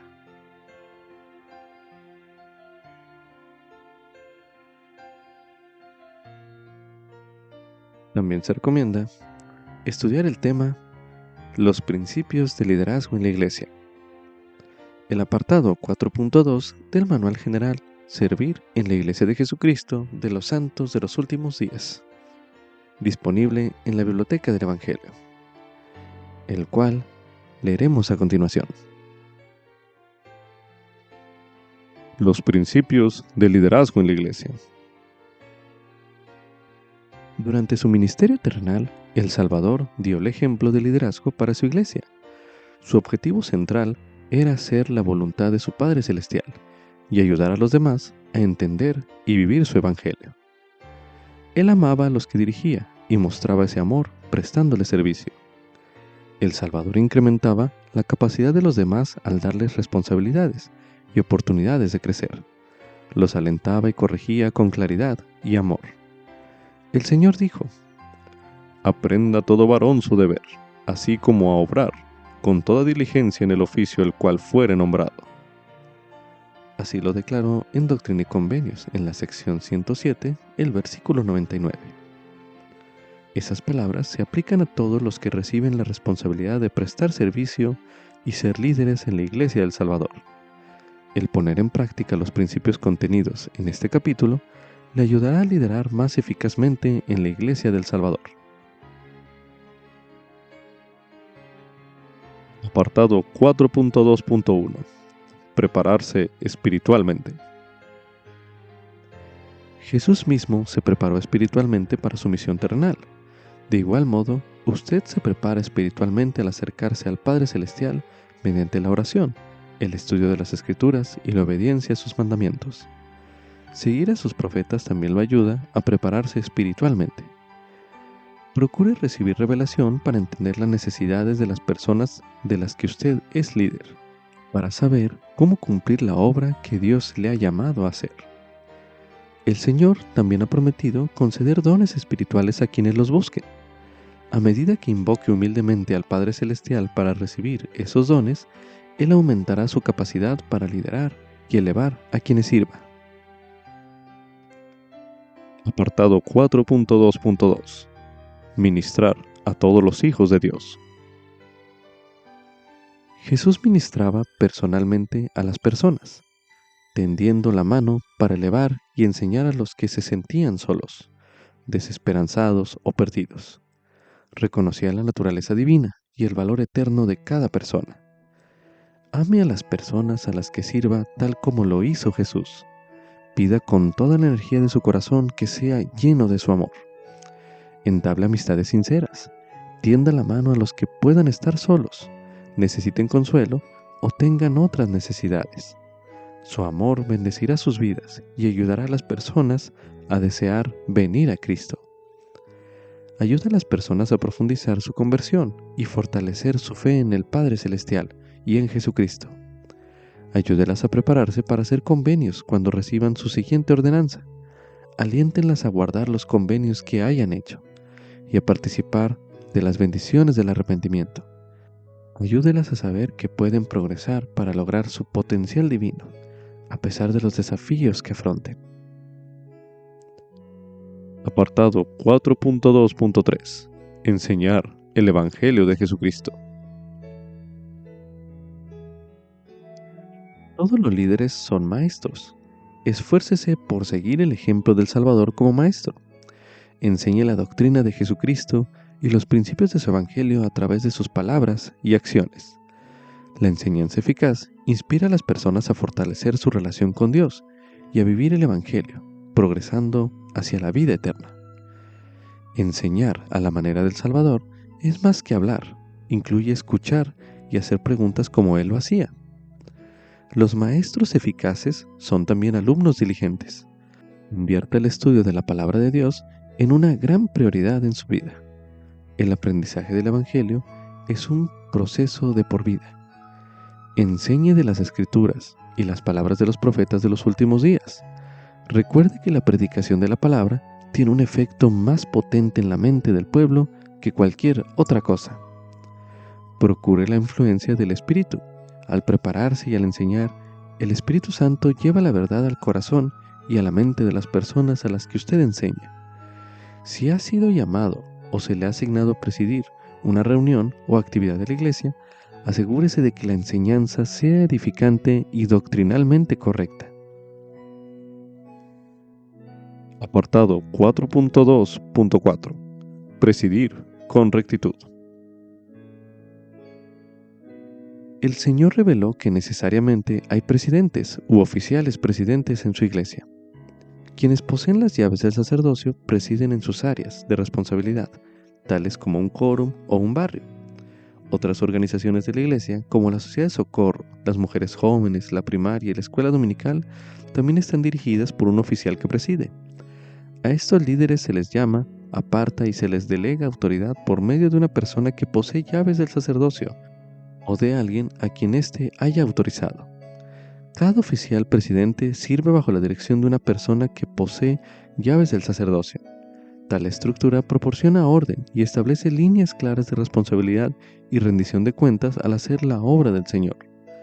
Un oficial que preside puede delegar en otra persona la asignación provisional de presidir. Por ejemplo, si la presidenta de la Sociedad de Socorro no fuera a asistir a la reunión dominical de su organización, podría asignar a su primera consejera para que la presida. El líder que preside una organización, una reunión o una actividad de la iglesia se asegura de que se cumplan los propósitos del Señor. Para ello, sigue los principios del Evangelio, las normas de la iglesia y la dirección del Espíritu Santo. Quienes presiden siguen el ejemplo de Jesucristo al prestar servicio con bondad, mansedumbre y amor puro. El llamamiento a la asignación de presidir no convierte a la persona que lo recibe en alguien más importante o valioso que los demás. Si se le ha llamado o asignado a presidir, siga la enseñanza del Salvador de que el que quiera ser el primero entre vosotros será vuestro siervo. Deliberen consejo con otras personas y procuren en unidad la voluntad del Señor y hacer su obra. No es apropiado aspirar a presidir ninguna organización en la iglesia del Señor. En lugar de eso, preste servicio con humildad y fidelidad en el cargo al que lo llamen. Esfuércese por llevar a cabo la obra del Señor con la mira puesta únicamente en su gloria. Apartado 4.2.5. Delegar, responsabilidad y asegurarse de que se rindan cuentas. El Salvador dio a sus discípulos asignaciones y responsabilidades significativas. También les dio la oportunidad de rendir cuentas de la obra que se les había encomendado hacer. como líder, usted puede ayudar a otros a crecer al delegarles asignaciones. De ese modo, también podrá ayudarlos a que reciban las bendiciones que provienen del servicio. Esfuércese por hacer que todos los miembros participen en la obra de Dios. Delegar también hará que su servicio sea más eficaz. Si intenta hacer demasiado, terminará por desfallecer del todo. Busque la guía del Espíritu para saber lo que debe delegar, de modo que se pueda centrar en sus mayores prioridades. El delegar es más que dar una asignación. También incluye enseñar a la otra persona y confiar en ella para la realización de la tarea. Suele abarcar los siguientes elementos: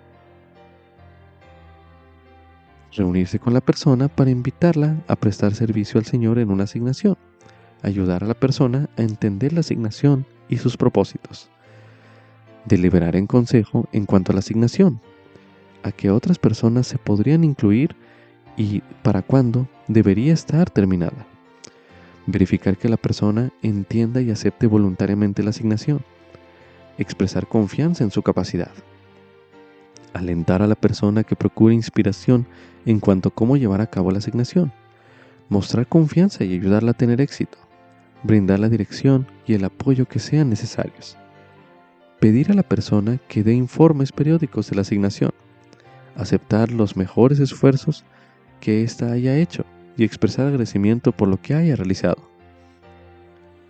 Las pautas para extender un llamamiento, que se encuentran en el apartado 30.1.1, también se deben seguir al delegar según corresponda. Apartado 4.2.6. Preparar a los demás para que sean líderes y maestros. El Salvador preparó a sus apóstoles para que llegaran a ser líderes de su iglesia. Del mismo modo, usted ayuda a otras personas a prepararse para ser líderes y maestros. La obra del Señor se centra en ayudar a las personas y no en meramente administrar programas de la iglesia. Los programas no son un fin en sí mismo, sino que existen para ayudar a crecer a las personas. Cuando considere quién podría prestar servicio en llamamientos o asignaciones de la iglesia, hágalo con oración. Recuerde que el Señor calificará a quien llame. Lo más importante es que estén dispuestos a servir, que busquen con humildad la ayuda del Señor y que se esfuercen por ser dignos. Los llamamientos y las asignaciones pueden ayudarlos a crecer al brindarles oportunidades de ejercer su fe, trabajar arduamente y sentir que Dios magnifica sus esfuerzos. Brinde orientación y ayuda a los jóvenes, los miembros nuevos y a otros que puedan necesitar apoyo adicional para cumplir con sus llamamientos. En ocasiones, se llama repetidas veces a las mismas personas a cargos de liderazgo. Aquello puede representar una sobrecarga para ellas y sus familias, y les resta oportunidades a los demás. Procure dar oportunidades de servir y crecer a todos los miembros. Para obtener más información sobre los llamamientos en la iglesia, véase el capítulo 30. Apartado 4.2.7. Planear reuniones, lecciones y actividades con propósitos claros. Busquen la inspiración del Señor a la hora de planear reuniones, lecciones y actividades que tengan propósitos claros. Tales propósitos deben fortalecer a las personas y a las familias, acercarlas más a Cristo y ayudarlas a llevar a cabo la obra de Dios de salvación y exaltación. Al planificar, siga los principios que se encuentran en los apartados 4.4.2 y en los capítulos 20 y 29.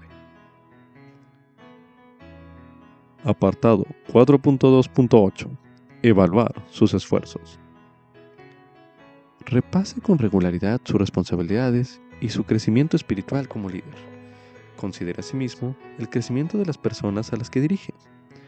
Su éxito como líder se mide principalmente por su compromiso de ayudar a los hijos de Dios a convertirse en fieles discípulos de Cristo. Debido a que todas las personas tienen albedrío, algunas tal vez opten por apartarse de la senda de los convenios. En ocasiones puede ser desalentador, pero si acude al Señor, Él lo elevará y consolará. Podrá saber que el Señor está complacido con sus esfuerzos al sentir que el Espíritu obra por medio de usted. Note sus impresiones a continuación.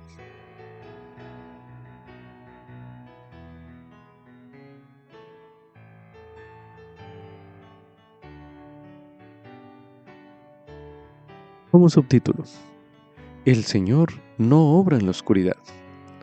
Esto es correspondiente a Éter, en el capítulo 8, los versículos del 7 al 26, que dicen lo siguiente. Y Jared se apesadumbró en gran manera por causa de la pérdida del reino, porque tenía puesto el corazón en el reino y en la gloria del mundo. Entonces la hija de Jared, siendo hábil en extremo y viendo la tristeza de su padre, se propuso idear un plan mediante el cual devolvería el reino a su padre. Ahora bien, la hija de Jared era sumamente bella, y sucedió que habló con su padre y le dijo: ¿Por qué está mi padre tan triste? ¿No ha leído él los anales que nuestros padres trajeron a través del gran mar? He aquí, ¿no hay en ellos una relación concerniente a los antiguos de cómo, por medio de sus planes secretos, lograron reinos y gran gloria? Ahora pues, envíe mi padre por Aquís, el hijo de Kimnor, y he aquí soy bella, y bailaré delante de él, y le agradaré de modo que me deseará por esposa. Por tanto, si te pide que me des a él por esposa, entonces le dirás: te la daré si me traes la cabeza de mi padre, el rey. Y Omer era amigo de Aquís. Por tanto, cuando Jared hubo mandado llamar a Aquís, la hija de Jared bailó delante de él, y le agradó, de tal modo que la deseó por esposa. Y aconteció que dijo a Jared: dámela por esposa. Y Jared le dijo: te la daré si me traes la cabeza de mi padre, el rey. Y sucedió que Aquís reunió a toda su parentela en la casa de Jared y les dijo: ¿me juraréis que me seréis fieles en lo que exija de vosotros? Y aconteció que todos le juraron por el Dios del cielo, y también por los cielos, y también por la tierra y por su cabeza, que el que se opusiera a la ayuda que Aquís deseara, perdería la cabeza, y quien divulgara cualquiera de las cosas que Aquís les diera a conocer, perdería la vida. Y ocurrió que así se pusieron de acuerdo con Aquís. Y él les administró los juramentos que fueron dados por los antiguos que también ambicionaban poder, juramentos que habían sido transmitidos desde Caín, que fue asesino desde el principio. Y los preservó el poder del diablo para administrar estos juramentos a los del pueblo, a fin de conservarlos en la oscuridad, para ayudar a quienes ambicionaran el poder a obtenerlo y a asesinar, y robar y mentir, y cometer toda clase de iniquidades y fornicaciones. Y fue la hija de Jared quien le puso en el corazón que indagara esas cosas de tiempo antiguo. Y Jared lo puso en el corazón de Aquís, por lo que Aquís las administró a sus parientes y amigos, desviándolos por medio de lisonjeras promesas para que hicieran cuanto él deseaba. Y aconteció que formaron una combinación secreta, tal como los de tiempo antiguo, la cual combinación es lo más abominable y perverso sobre todas las cosas a la vista de Dios. Porque el Señor no obra por medio de combinaciones secretas, ni quiere que los hombres viertan sangre, sino que lo ha prohibido en todas las cosas desde el principio del hombre. Y yo, Moroni, no escribo la manera de sus juramentos y combinaciones, porque se me ha hecho saber que existen entre todos los pueblos y se hallan entre los lamanitas, y han causado la destrucción de este pueblo del cual ahora estoy hablando, y también la destrucción del pueblo de Nefi. Y cualquier nación que favorezca tales combinaciones secretas para adquirir poder y riquezas hasta que se extiendan sobre la nación, he aquí será destruida, porque el Señor no permitirá que la sangre de sus santos, que fuere vertida por ellos, clame siempre a Él desde el suelo, pidiendo venganza sin que Él los vengue. Por lo tanto, oh gentiles, está en la sabiduría de Dios que se os muestren estas cosas, a fin de que así os arrepintáis de vuestros pecados. Y no permitáis que os dominen estas combinaciones asesinas que se instituyen para adquirir poder y riquezas, ni que os sobrevenga la obra, sí, la obra misma de destrucción, sí, aún la espada de la justicia del Dios eterno caerá sobre vosotros para vuestra derrota y destrucción, si permitís que existan estas cosas. Por consiguiente, el Señor os manda que cuando veáis surgir estas cosas entre vosotros, que despertéis a un conocimiento de vuestra terrible situación, por motivo de esta combinación secreta que existirá entre vosotros. Oh, ay de ella a causa de la sangre de los que han sido asesinados. Porque desde el polvo claman ser vengados de ella y también de los que la establecieron. Porque sucede que quien la establece procura destruir la libertad de todas las tierras, naciones y países, y lleva a cabo la destrucción de todo pueblo, porque la edifica el diablo, que es el padre de todas las mentiras, sí, ese mismo embustero que sedujo a nuestros primeros padres, sí, ese mismo mentiroso que ha provocado al hombre a asesinar desde el principio, que ha endurecido el corazón de los hombres al grado de que han asesinado a los profetas y los han apedreado y desechado desde el principio. Por lo tanto, se me manda a mí, Moroni, escribir estas cosas para que sea destruido el mal y llegue el tiempo en que Satanás no tenga más poder en el corazón de los hijos de los hombres, sino que sean persuadidos a hacer el bien constantemente, a fin de que vengan a la fuente de toda rectitud y sean salvos. Cuando las personas conspiran para mantener en secreto sus hechos inicuos, se involucran en una combinación secreta. Además de las combinaciones secretas que se describieron en los versículos que se leyeron en este bloque de lectura, se pueden ver otros ejemplos en los siguientes versículos que se leerán a continuación. A continuación se leerá en el Amán, capítulo 1, los versículos del 9 al 12, que dicen lo siguiente. Mas cuando aquellos que querían que él fuese su gobernador, vieron que había sido condenado a muerte, se enojaron, y he aquí, enviaron a un tal Kishkumen al asiento judicial de Paurán, el cual asesinó a Paurán mientras ocupaba el asiento judicial. Y los siervos de Paurán lo persiguieron, pero he aquí, fue tan rápida la fuga de Kishkumen que nadie pudo alcanzarlo. Y volvió a aquellos que lo habían enviado, y todos hicieron pacto, jurando por su eterno hacedor que no dirían a nadie que Kishkumen había asesinado a Paurán. Por lo tanto, Kishkumen no fue reconocido entre el pueblo de Nefi, porque se hallaba disfrazado en la ocasión en la que asesinó a Paurán, y Kishkumen y los de su banda, que habían hecho pacto con él, se mezclaron entre el pueblo de tal manera que no pudieron descubrirlos a todos, pero a cuantos hallaron, los condenaron a muerte. A continuación se leerá en el Amán, en el capítulo 2, los versículos del 2 al 11, que dicen lo siguiente. Y ocurrió que la voz del pueblo eligió a Elamán, hijo de Elamán, para ocupar el asiento judicial.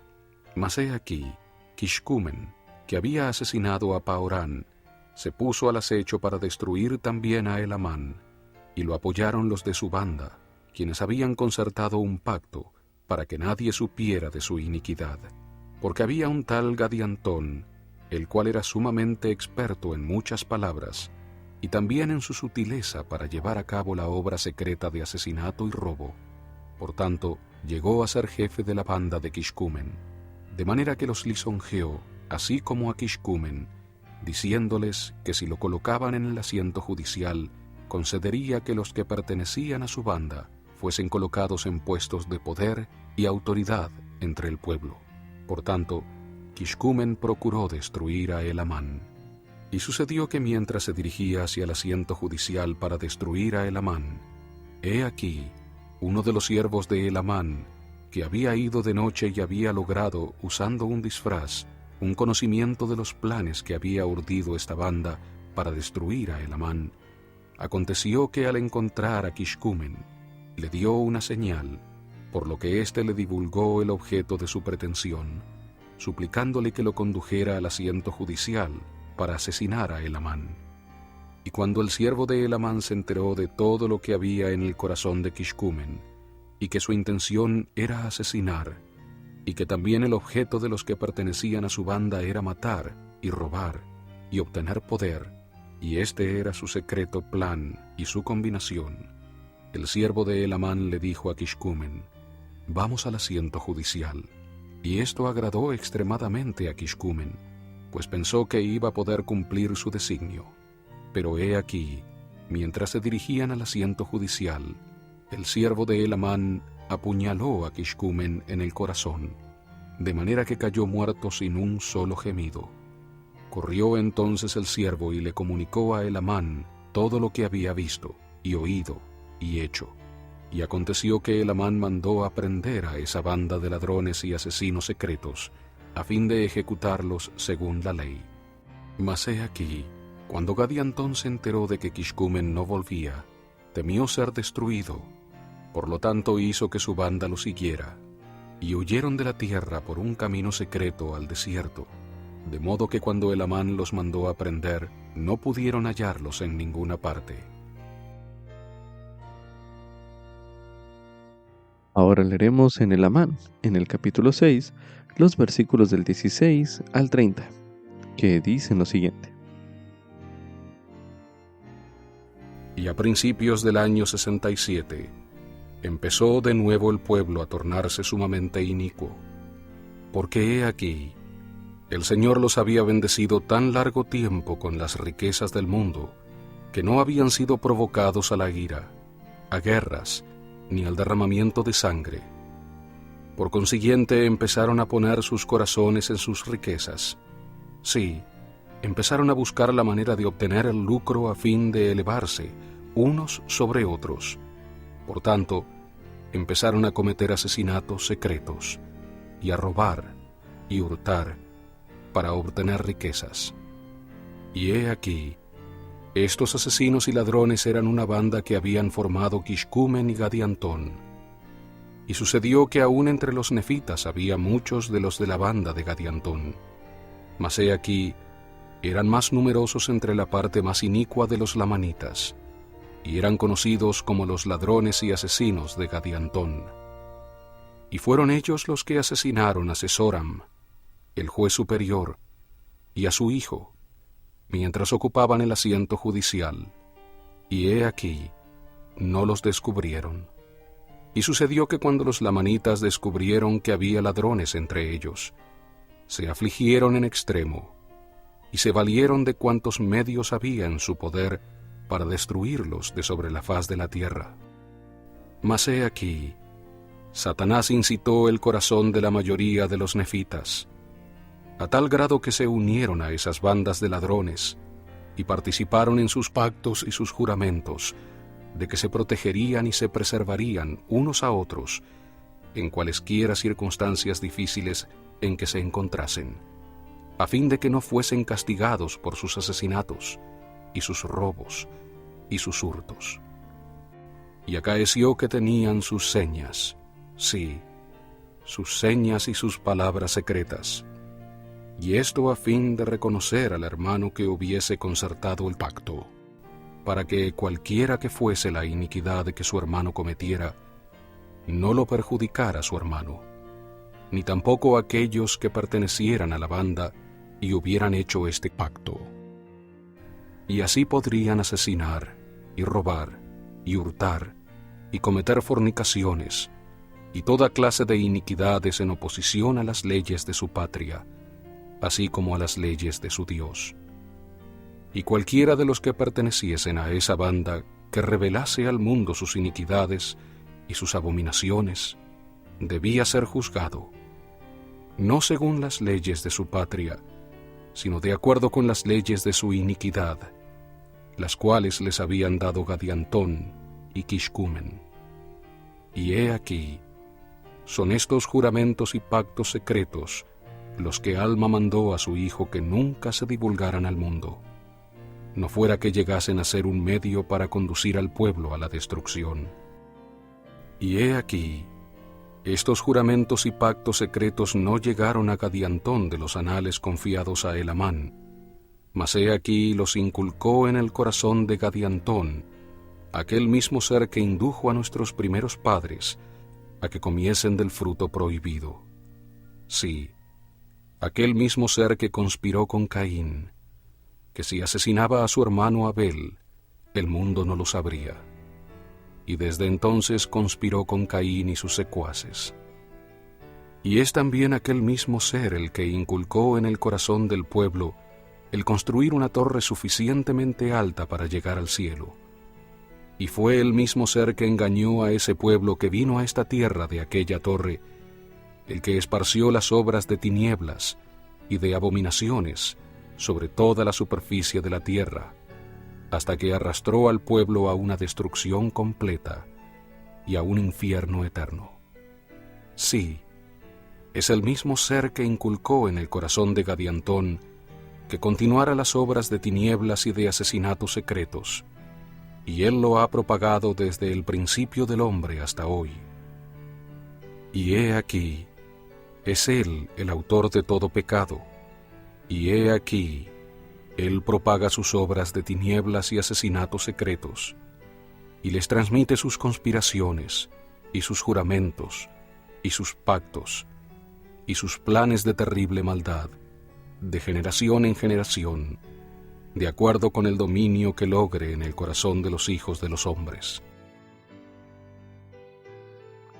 Ahora leeremos en Moisés, en el capítulo 5, los versículos del 29 al 33, que dicen lo siguiente. Y Satanás le dijo a Caín, júrame por tu garganta, y si lo revelas morirás. Y juramenta a tus hermanos por sus cabezas y por el Dios viviente, a fin de que no lo digan, porque si lo revelan, de seguro morirán. Y esto para que tu padre no lo sepa, y este día entregaré a tu hermano Abel en tus manos. Y Satanás juró a Caín que obraría de acuerdo con sus mandatos, y todas estas cosas se hicieron en secreto. Y Caín dijo, verdaderamente yo soy Mahán, el maestro de este gran secreto, a fin de que yo pueda asesinar y obtener lucro. Por tanto, Caín fue llamado maestro Mahán, y se gloriaba de su iniquidad. Y Caín salió al campo, y habló con Abel su hermano. Y aconteció que mientras estaban en el campo, Caín se levantó contra Abel su hermano, y lo mató. Y Caín se glorió de lo que había hecho, diciendo, estoy libre, seguramente los rebaños de mi hermano caerán en mis manos. Se le invita a considerar comparar estos versículos que acabamos de leer con los siguientes versículos que se leerán a continuación, en donde Nefi describe la forma en que el Señor lleva a cabo su obra. A continuación se leerá en 2 Nefi, en el capítulo 26, los versículos del 22 al 24, que dicen lo siguiente. Y también existen combinaciones secretas, como en los tiempos antiguos, según las combinaciones del diablo, porque él es el fundador de todas estas cosas. Sí, el fundador del asesinato y de las obras de tinieblas. Sí, y los lleva del cuello con cordel de lino, hasta que los ata para siempre jamás con sus fuertes cuerdas. Porque aquí, amados hermanos míos, os digo que el Señor Dios no obra en la oscuridad. Él no hace nada, a menos que sea para el beneficio del mundo, porque Él ama al mundo, al grado de dar su propia vida para traer a los hombres a Él. Por tanto, a nadie manda a Él que no participe de su salvación. Medite a continuación. ¿Por qué cree usted que a Moroni se le mandó escribir sobre las combinaciones secretas en su registro? Medite brevemente.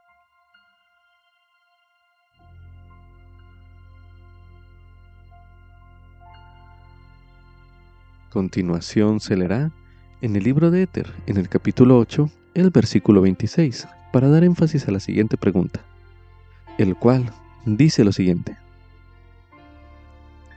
Por lo tanto, se me manda a mí, Moroni, escribir estas cosas para que sea destruido el mal, y llegue el tiempo en que Satanás no tenga más poder en el corazón de los hijos de los hombres, sino que sean persuadidos a hacer el bien constantemente, a fin de que vengan a la fuente de toda rectitud y sean salvos. Para finalizar, medite a continuación.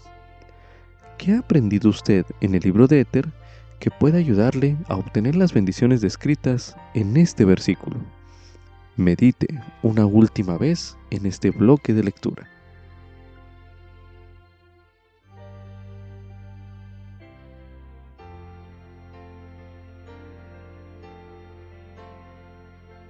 Con esto concluye Ven, sígueme 2024 para el hogar y la iglesia. Capítulo 47. Éter, capítulos del 6 al 11. Lección asignada del 18 al 24 de noviembre de 2024, titulado Para que sea destruido el mal.